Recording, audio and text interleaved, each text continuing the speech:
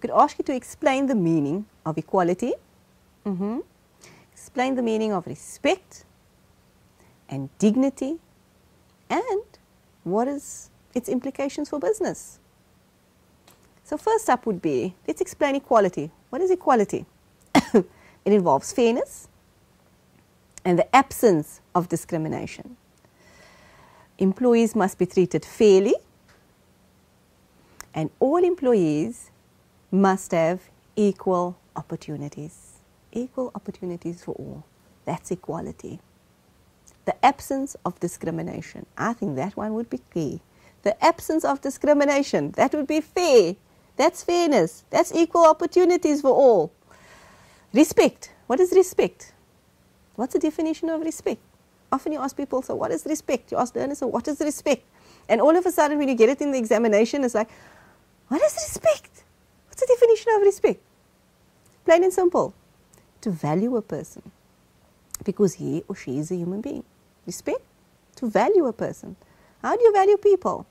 Think about how you would like to be treated, and that's how you treat others. So you value people. To value a person. Dignity. What is dignity?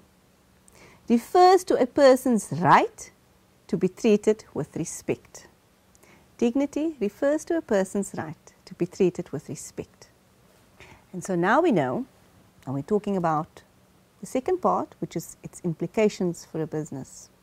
And we're also going to make reference to equality, and we're going to make reference to respect, and we're going to make reference to dignity. It's saying that all employees have a legal right to be treated equally. Talk about a legal right, meaning that if businesses do not treat employees equally, there's no fairness, there's discrimination, it means that there could be implications for the business. What type of implications? They could be charged. Employees should develop equity programs. So what is an equity program? So if the person that employs you need to develop an equity program, what is an equity program? Can you think of an equity program? Promote strategies that will ensure that all employees are treated as equals, regardless of their status, their rank, or their power. And so those strategies must be promoted in the workplace. Employees need to be respected regardless of their race, of their gender, of their culture, and their religion. And if that is not adhered to, then we also know that there are implications for business. Employees should be treated ethically and with dignity. So when we speak about employees being treated ethically and with dignity, we know that sometimes there are unethical practice. What is an unethical practice? Later on, you will find out a little bit more about that. Ensuring the business operates within the law, particularly the Constitution, the Labour Relations Act, and the Basic Conditions of Employment Act.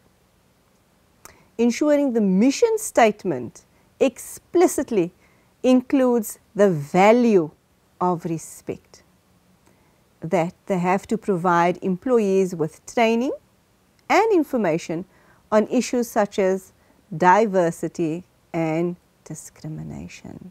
And that is extremely interesting for me because most workplaces, remember we spoke about diversity earlier, and that in every workplace there's diversity, people of different race, different color, different genders, etc., religions, cultural backgrounds, and so there need to be information or training on how to deal with diversity in the workplace so that there can always be respect and that discrimination can be avoided at all costs.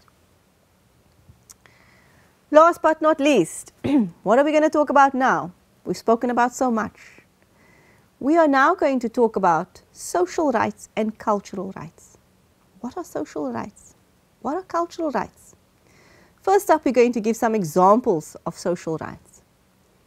It's the right to freedom of association, the right to basic education, the right to health care, and the right to security.